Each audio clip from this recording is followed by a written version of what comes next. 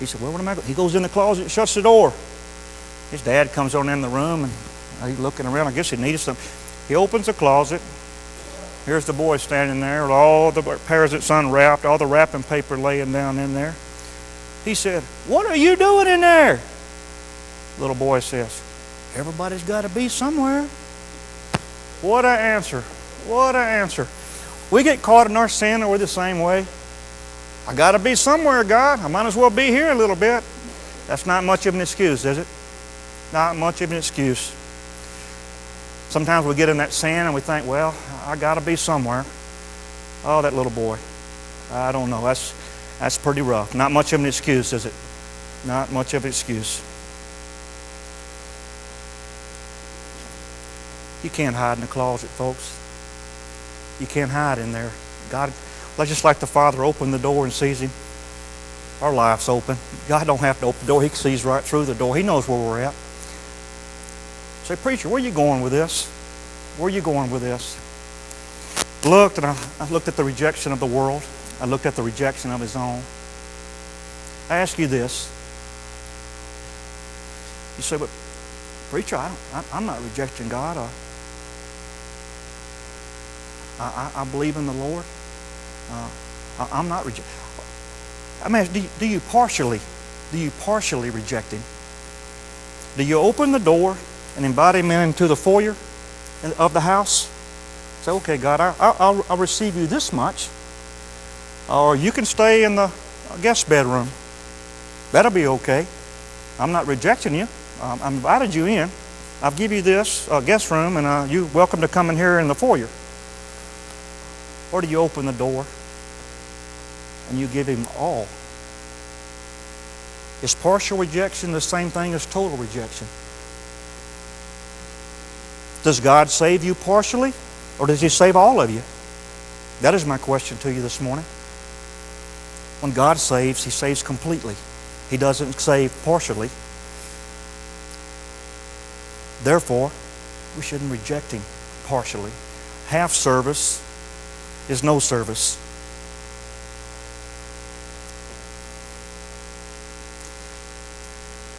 Sin sometimes clouds our judgment so much to the point we can't even hardly tell that we're rejecting God. It just becomes a part of who we are and what we are. I know I've painted a pretty dismal picture of rejection, partial rejection. I don't know where each of y'all are this morning.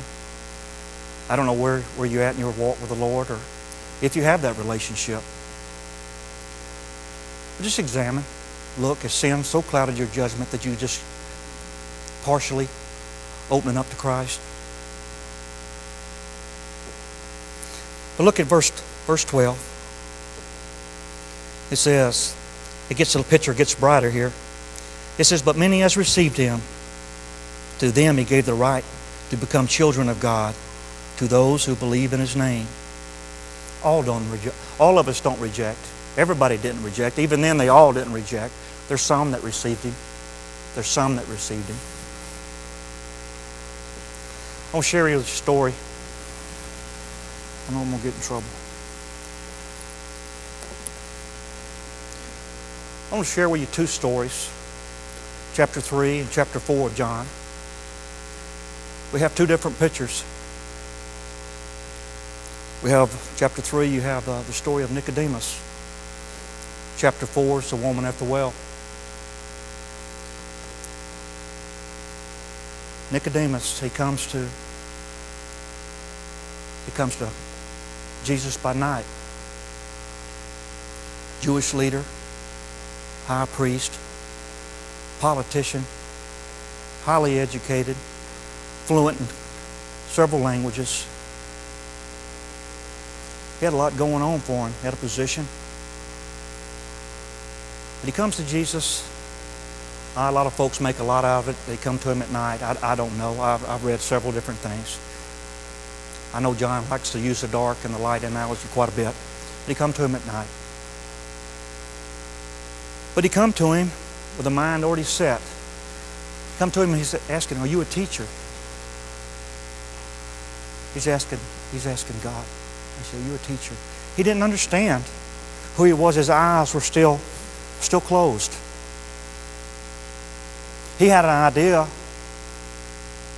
of the Messiah, but he was looking for his own kind of Messiah, something that fit what they wanted him to fit.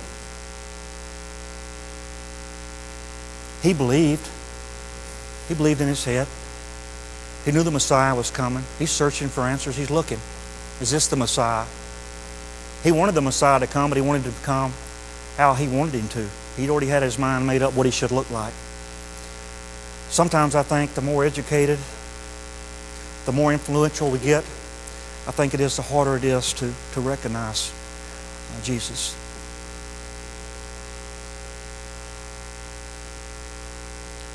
We have the story of the woman at the well. Jesus is at the well, the middle of the day. It's bright. The woman comes to the well.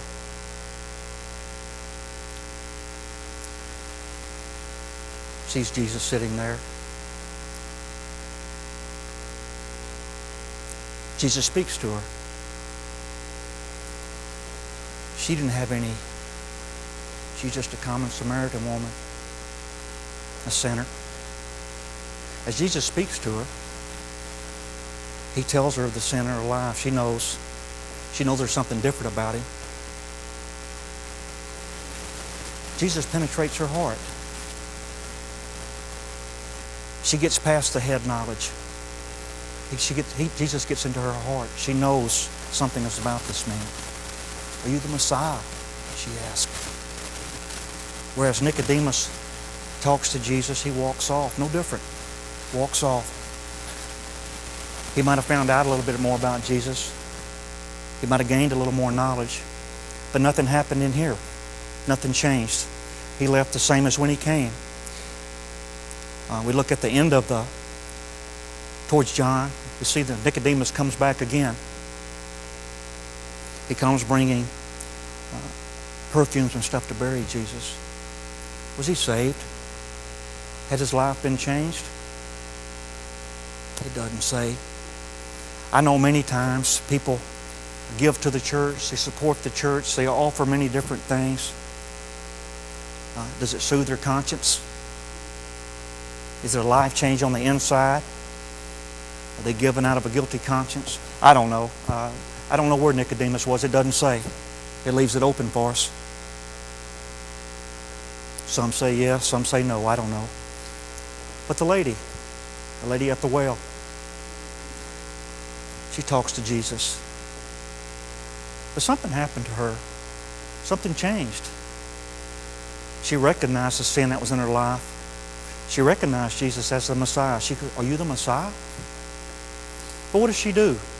Does she go on about her life as nothing ever happened? Absolutely not. She goes back to the village. She tells, I've met this Jesus. She tells people about it. She doesn't reject him. She doesn't remain the same. She changed. She's not who she was before.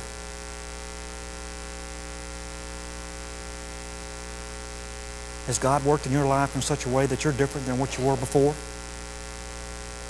Are you the same? Do you still partially reject him?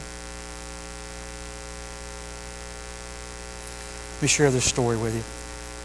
I tried to memorize it, but I couldn't get it all straight. It's a pastor, Craig. He says, I'll just read it. It said, when I was a child, my minister father brought home a 12-year-old boy named Roger, whose parents had died from a drug overdose. There was no one to care for Roger. So my folks decided they'd just raise him as if he were one of their own. At first, it was quite difficult for Roger to adjust to his new home, an environment free of heroin-addicted adults. Every day, several times a day, I heard my parents saying to Roger, no, that's not how we behave in this family. Or no, you don't have to scream or fight or hurt other people to get what you want.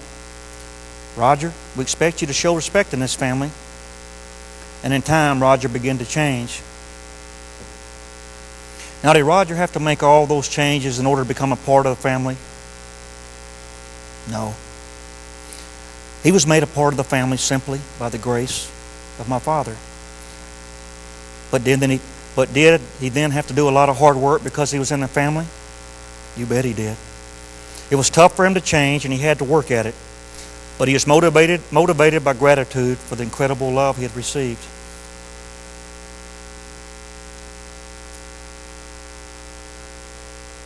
But as many as received him, to them he gave the right to become children of God, to those who believe in his name. Do you have a lot of hard work to do now that the Spirit has adopted you into God's family? Certainly. But not in order to become a son or daughter. And every time you start to revert back to the old addiction to sin, the Holy Spirit will say to you, no, that's not how we act in this family. Are you a child of God? Are you like Roger? We all are. If you're a believer, you're a child of God. The Holy Spirit has come into your life and has changed you. Are you perfect in that instant? No, you're not perfect in that instance. We're not ever going to be perfect.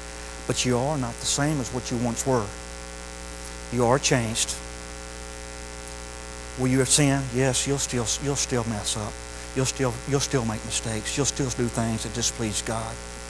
But when you do, and you will, that conviction is in your heart. You know that you're a child of God, yet you know those things don't please God. And you're constantly growing and moving forward. The rejection's not there. You give it all to him. But go back to the first point. Don't partially reject him. Don't reject him at all.